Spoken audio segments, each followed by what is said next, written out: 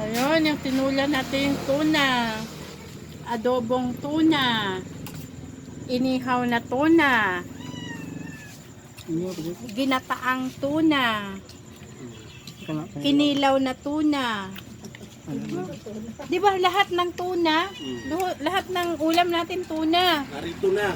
Ito, tinulang tuna na may malunggay at talbos ng kamote. Di ba? Sarap. Ang sarap ng ulam natin ngayong gabi, guys. Saan tayo dyan? Yung inihaw? Pili ka lang. Merong ginataang tuna, sinilaw na tuna, tinulang tuna, at saka adobong tuna. Kung saan tayo dito kukuha. Nako, paminsan-minsan lang to kapag makauwi tayo. Ang sarap ng ulam natin. Thank you sa sponsor. Ang sponsor dito ay ang Mr. and Mrs. Akot. Thank you.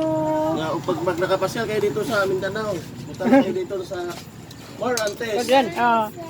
Pag nakapasyal kayo dito sa Mindanao, punta lang kayo dito sa Mar Antes Fish Dealer.